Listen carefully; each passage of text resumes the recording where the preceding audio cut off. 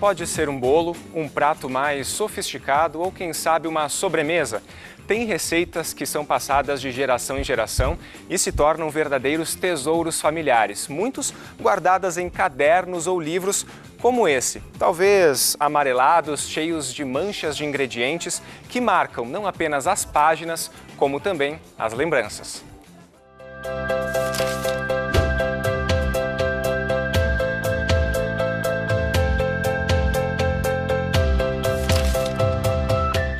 E para falar dessa mistura de culinária e sentimentos, nós recebemos no programa de hoje o músico Valdir Verona, além de pessoas que cultivam esse costume de escrever as receitas e mantê-las guardadas em cadernos e livros, apesar aí da era tecnológica que a gente vive. Bom, eu comecei o programa de hoje mostrando esse livro de receitas aqui. Agora eu vou devolver ele para a devida dona, né, que é a dona Maria Regina. Tudo bem, dona Maria Regina? Porque esse livro, ele guarda aí um sentimento também para a senhora, né? Ele tem o seu lado sentimental também.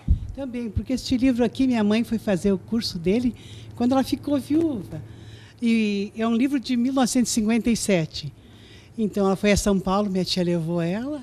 E ela foi aprender a fazer tortas artísticas, né? Então a gente tem, apesar dele velhinho, mas com muito carinho, guarda com muito carinho este livro, né?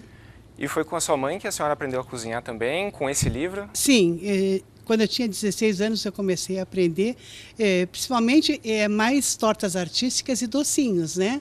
Então eu ficava mais na parte do docinho e artístico e minha mãe mais na parte das tortas. Muito bem. Dona Maria Beatriz, e quando que é o momento de se passar esse livro adiante? Olha, eu tenho uma filha, ela mora em Cambará. Eu fiquei, quando o Ronaldo falou, eu fiquei ansiosa que ela tivesse levado este livro, mas ela não levou. Então, já foi passado para ela, porque ela ama trabalhar com doces, é o que mais gosta da cozinha, né? Então, já foi passado para ela este livro aqui. Esse livro está tá sob sua guarda hoje, então. Isso, depois volta para as mãos depois dela. volta para as mãos dela. Tá certo, então. Bom, além dessa paixão aí pelas receitas, eu estou aqui também com a Maria Beatriz e com a Carolina, que é a Maria Beatriz, mãe da Carolina. Além da paixão aí pelas receitas, a paixão pela culinária também, você conseguiu passar adiante. Olha, digamos que sim, né? Porque todos nós temos uma herança familiar importante e, na medida possível, a gente acaba cultivando isso dentro de casa, né? Eu iniciei minha carreira numa outra área e, no final da minha carreira, me voltei e abracei a culinária, a gastronomia completamente. E isso acabou influenciando a minha filha, que é chefe de cozinha, nutricionista, e, enfim, e que trabalha nesse ramo, né? E eu, hoje, cozinho menos e estudo mais. Bem, e cultiva ainda esse costume de guardar as receitas aí em cadernos escritos à mão? Eu trouxe, inclusive, aí alguns cadernos, tem um da década de 40, que é uma herança familiar, né, que veio, uma dona Lucila, que era uma senhora alemã, e que eu fiz questão de incorporar esse caderno ao meu acervo em função de que ela trazia receitas todas da culinária alemã. Eu trouxe também uma enciclopédia Abril dos anos 60, de 1968, que é uma reprodução de uma enciclopédia francesa e que naquela época era praticamente os únicos referenciais. Ou as pessoas reproduziam as receitas de família e só na década de 60 acabou surgindo então as publicações. E eu trouxe também mais 2 cadernos, um da década de 70 e um da década de 80, que são uma mistura de receitas de família, de receitas de amigos, de receitas que saíam em jornal ou revistas que chamavam a atenção por algum motivo. Antigamente a forma como se colecionava as receitas também era justamente recortando, né, de jornais e colando em cadernos. Mas assim, eu vou te dizer o seguinte, que na verdade o repasse das receitas, na sua maioria, é pela tradição oral. A receita vem sendo escrita, é muito recente isso. Tanto assim que se tu vais olhar na maioria dos cadernos antigos, desses que tem, sei lá, uns 80, 100 anos, dificilmente tu vais encontrar quantidades e medidas. É um pouco disso, um pouco daquilo. Um punhado, uma pitada, ou simplesmente a pessoa colocava lá farinha.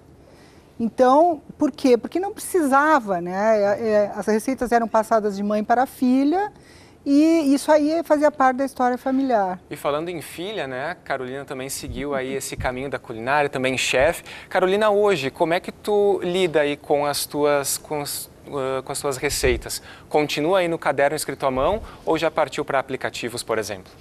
Não, na verdade, nos aplicativos eu tiro alguma ideia, né? E hoje, inclusive na minha empresa, a gente trabalha com ficha técnica, né? Que é uma forma mais profissional e mais técnica de colocar uma receita. Também tem modo de preparo, mas lá vai ter um rendimento ideal, a gramatura ideal e também pode ter um custo. Então, acaba tornando mais profissional. Claro que na cozinha, né, para as funcionárias, a gente acaba disponibilizando uma receita mais, não à mão, mas de uma maneira mais clara de elas entenderem do que uma ficha técnica. Mas no acervo, hoje a gente trabalha com ficha técnica. Muito bem.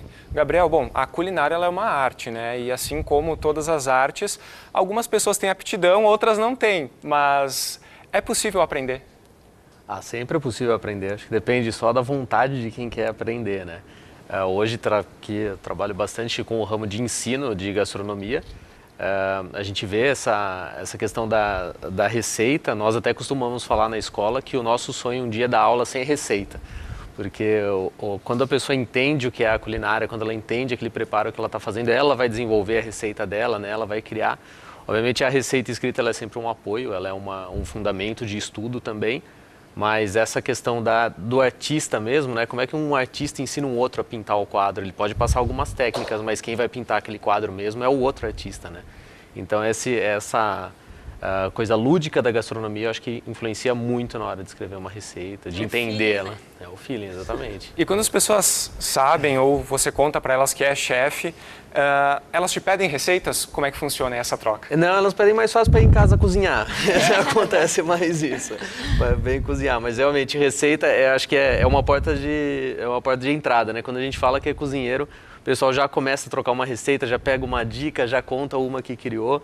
Isso é fantástico, né? Porque a gente já tem aí assunto com todo mundo que gosta da arte. Muito bem. Professor Mauro, e nesses cadernos a gente pode encontrar também traços da cultura, né? Dependendo aí da região de onde vem a pessoa, de onde vem a família da pessoa, assim como italianos, alemães. É possível fazer um diagnóstico por meio desses cadernos, né? Bem, tem historiadores que classificaram alguns cadernos, alguns livros, e daí surgiram várias... se tomou consciência de quando se criaram algumas receitas. A maioria justamente por engano ou por descoberta, né? Se misturou os ingredientes por acaso e se criaram algumas receitas atuais ou utilizadas ainda hoje. E através desses... mais que livros ou cadernos, são anotações, né, que em muitos casos foram regrupadas e então daí se criou um histórico da maioria das receitas e então das culturas de cada região ou de cada povo. E até pela questão cultural que se vivia em períodos anteriores, a gente percebe por meio desses cadernos que na cozinha era o lugar onde a mulher ela comandava, né? É onde ela exercia o seu poder, era onde ela exercia o comando que era tão limitado naquela época também na sociedade, né? Bem, isso é verdade, mas também existe a realidade profissional que já é desde o século XIX, XVIII, XIX que começa, né, a se estruturar. Então, o trabalho pesado, porque na cozinha é um trabalho pesado mesmo, e assumido pelos homens. Até mesmo nas famílias reais, né, de antigamente, existiam as cozinheiras, existiam também os cozinheiros, né, porque é um trabalho pesado.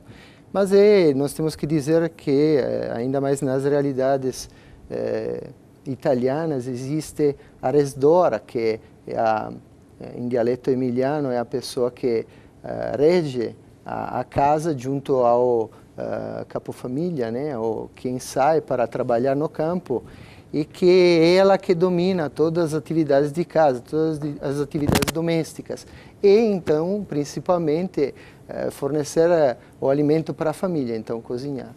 Tá certo, então. Eu vou falar rapidamente aqui com a Suzana também. A Suzana, que é da Pastoral da Criança. Tudo bem, Suzana?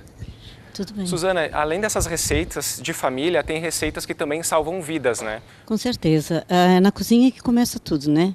O cheiro, o sabor, as lembranças, porque o alimento nunca vem sozinho. E a Pastoral da Criança, desde 87, se preocupa com a alimentação das famílias, que, acompanhadas ou não, que querem aprender. E geralmente as famílias que nós acompanhamos têm um poder aquisitivo muito baixo.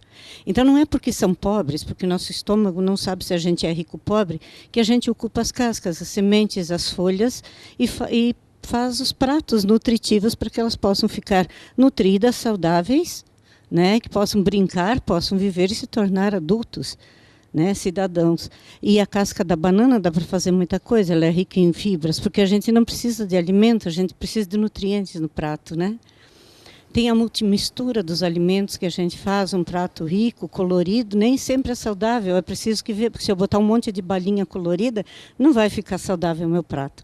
Então é preciso orientar as mães, e é o que nós fazemos, orientá-las para que elas conheçam com o pouco que têm, fazer um prato nutritivo para que possam viver uma vida em abundância, uma vida saudável, e com seus filhos, com suas famílias, enfim, fazendo parte da sociedade. Com ingredientes simples e que muitas vezes são descartados, né? Com certeza, o nosso lixo é o mais rico do Brasil, né? Muito bem. É o mais rico do mundo, né?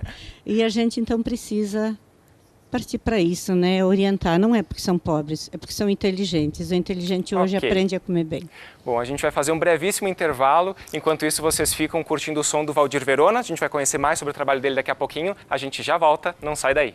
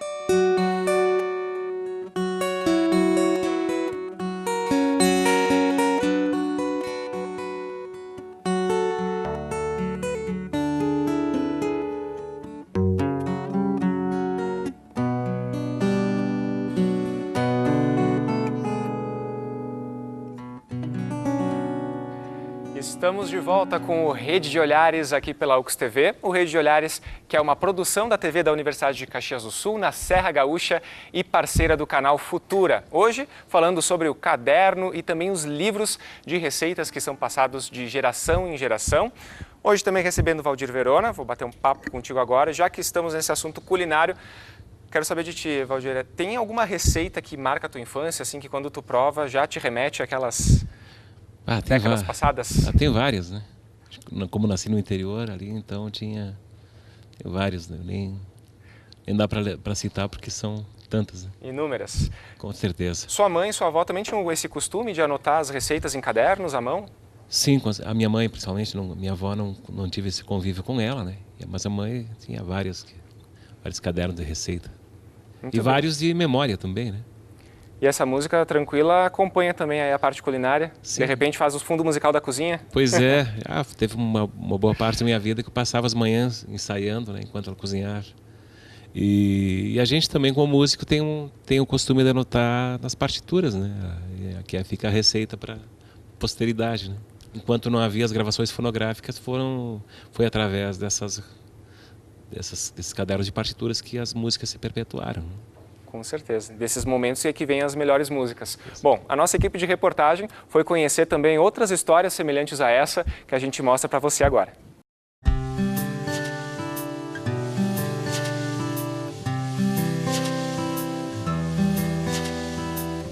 A minha avó, eu lembro dela mexendo, sabe, misturando os ovos. A torta de champanhe também era muito boa. A váfula que fazia em cima do fogão a lenha. Além dos segredos culinários, os cadernos de receitas passados de geração em geração guardam inúmeras recordações familiares.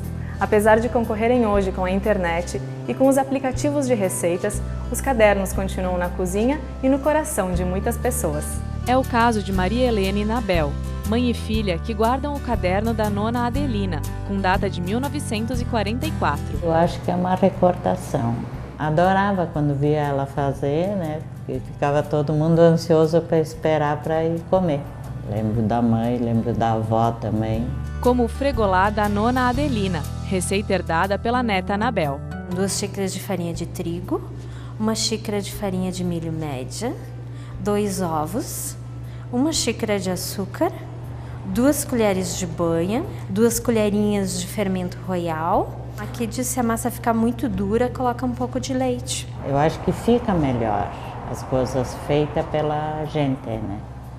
Por isso que eu sempre digo para elas fazerem, né? E agora já as netas já não acham mais difícil, né?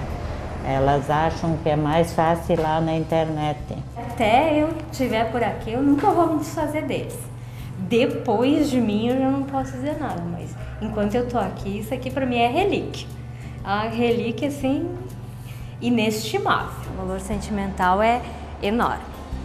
Porque, assim, trazem recordações boas da infância da gente.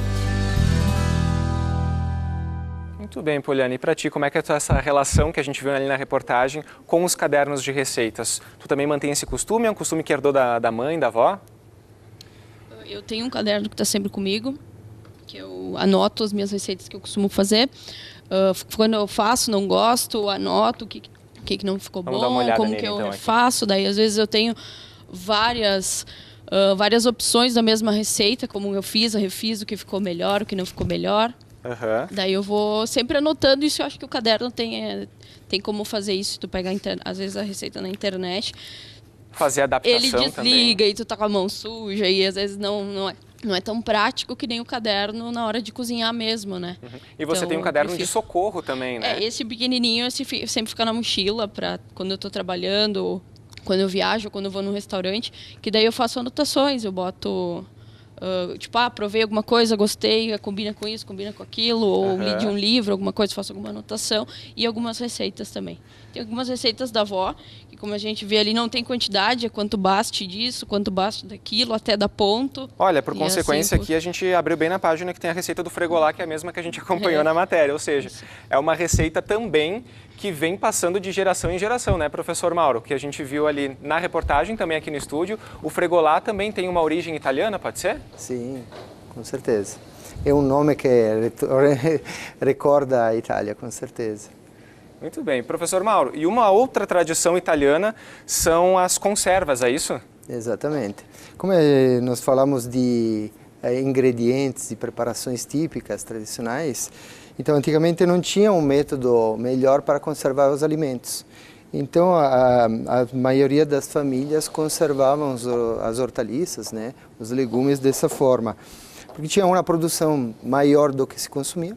Então isso permitia também de ter quando a produção não existia, né? Não é como hoje que indo no supermercado ou na fruteira se encontra tudo e mais um pouco.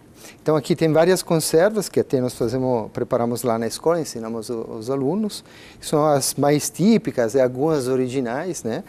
E que até eu gostaria de misturar para preparar um prato que é ou a giardiniera ou a antipasto italiano, que é justamente uma mistura de legumes junto com um pouquinho de atum, extrato de tomate ou molho de tomate e um pouquinho de vinagre que sempre tem, ou sal ou vinagre para conservar, e que depois se pode consumir com o pão, né? Que é outra tradição italiana, então o pão ou a bruschetta, que é uma receita bem típica. A gente vai fazer o seguinte, então. A gente vai com certeza querer provar no final do programa, então eu vou deixar você trabalhando aí, fazendo esse passo a passo, o pessoal vai mostrando durante o programa. Enquanto isso, eu vou conversar aqui com o Pedro também. Pedro, você já vem de uma outra geração também. Como é que é a tua pesquisa pelas receitas? Costuma dar uma olhadinha no caderno da mãe ou vai mais para a internet, os aplicativos, como é que é? Bom, referente às pesquisas ou receitas, eu defendo muito mais a literatura, juntamente às pesquisas que a gente fazia em casa, porque a internet ajuda, só que entra qualquer coisa na internet, e a literatura não, a literatura é uma coisa exata, uma certidão, tipo, é certo. E referente a isso, tipo, sempre minhas pesquisas, eu busco algumas coisas dos cadernos de receita da minha mãe, da minha nona, só que não tinham a exatidão, era quanto basta, que nem ela disse antes. Era muito vago. Certo. E sempre é possível também adaptar, né, as receitas, dar aquele toque especial também, toque de chefe. Ah, isso sim, isso é fundamental. Ou chegar em casa, abrir a geladeira, vou fazer isso porque tem isso, tem aquilo, tem aquele outro. E acaba, as ideias vêm e é preciso sempre ter o estudo para poder se inventar também, reinventar também. Bom, eu vou conversar aqui com a Márcia, que é da Coordenadoria da Mulher de Farroupilha, né, Márcia? Porque tanto no campo, no interior, quanto na cidade, também tem receitas que de repente podem se tornar livros, né? Foi o caso ali de Farroupilha. Sim, no ano de 2006 nós fizemos um resgate de receitas de grupos de mulheres que trabalhavam com receitas típicas que nós temos no município, que é o berço da colonização italiana no estado do Rio Grande do Sul. E também nós somos o município que festeja o quive, porque nós temos o Encontro Nacional do Quive. Então esse livreto é uma coleção de receitas típicas italianas aqui, então, e também nós temos aí as receitas à base de quive. As receitas que tem nesse livreto são receitas de origem bem antiga, de senhoras que fizeram um resgate junto aos seus grupos de trabalho e que então resolveram divulgar estas receitas no encontro que nós fazíamos, e desse encontro então resulta os Sabores de Farroupilha. Muito bem, eu vou pedir para você passar o microfone aqui para trás também. Eu quero falar aqui com a dona Nelma, também de Farroupilha, e também tem livros aqui para mostrar para a gente, né, dona Nelma? Tenho vários aqui. Vários? Tem suas receitas... Esses mais antigos. Rabiscadas aqui à mão? Rabiscadas, ainda eu acho que eu não sabia nem escrever direito. Hoje, né? Mas são receitas maravilhosas, desde receitas que papai recebeu do Getúlio Vargas. Na época. São receitas boas. Hoje, as pesquisas que eu faço, porque eu sou vidrada em gastronomia, né? Adoro. Eu vivi a minha vida inteira, desde pequena. Mamãe já trabalhava nisso, era italiana e gostava muito. Vocês falaram muito em esfregolar. Mamãe trouxe da Itália, não sei o professor que é italiano, não é esfregolar, é esbrizolona. Esbrizolona. Esbrizolona. Por quê? E não era feita com amendoim, era feita com amêndoas. Era uma receita riquíssima que trouxemos. Que foi adaptada. A minha mãe é italiana para a realidade brasileira. E trouxe da Itália essa história. Eu adoro antipastos, que eu adoro fazer esses antipastos, as massas, as minhas compotas, o tomate pelato da Itália também. E coisas que eu tenho no sangue, isso aí, né? Muito bem, inclusive as compotas que a gente tem aqui no estúdio também hoje. Bom, receitas é o que não falta, então. É que não falta. Tá certo, e histórias também não, com certeza. Histórias não falta também. Tá certo. Gente, quero agradecer muito a participação de vocês no programa de hoje, que está chegando ao fim, mas vou convidar todo mundo que está aqui no estúdio a experimentar também essas receitas que vocês colocaram em prática, trouxeram hoje para mostrar aqui pra gente, e a gente se encontra num próximo Rede de Olhares. Até mais. Agora vocês ficam com o som do Valdir Verona.